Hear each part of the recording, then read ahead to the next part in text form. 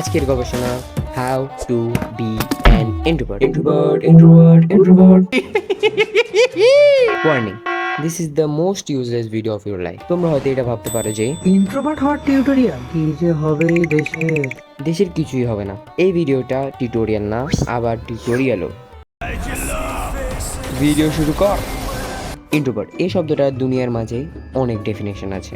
যেমন এক, কারো কাছে ইন্ট্রোভার্ট মানে ট্রমাটাইজড মানুষ। দুই, গুগলের কাছে ইন্ট্রোভার্ট মানে Introvert is a person predominantly concerned with their own thoughts and feelings rather than external things. But being a non respected ambivert কম ইন্ট্রোভার্ট, আমি তোমাদের ইন্ট্রোভার্টের ডেফিনেশন দিব। मुझे अच्छा नहीं लगता तुझे अपना कहे कोई। ইন্ট্রোভার্ট মানুষরা জাস্ট হেট পিপল, বেশি কথোপকথন থেকে বিরত থাকে, কিন্তু কথোপকথন শুরু করলে আর শেষ হয় না।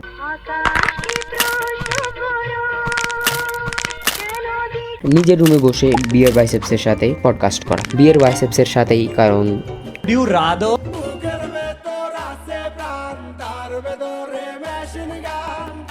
প্যানিকেটার কিছু শতাব্দী আগে ঘটে যাওয়া কিছু ক্রেঞ্জ মুহূর্তকে স্মরণ করা আর প্যানিকেটার খাওয়া। এখন ইন্ট্রোভার্ট হওয়ার সুবিধা তো কিছু নেই, শুধু disappointment, regret, social anxiety, self doubt, overthinking আর ডিপ্রেশন নিয়ে বেঁচে থাকতে হবে। তোমরা এটাও জিজ্ঞেস করতে পারো যে রাষ্ট্র তুই না অ্যাম্বিভার্ট কম ইন্ট্রোভার্ট, তাহলে এত কিছু কিভাবে বললি?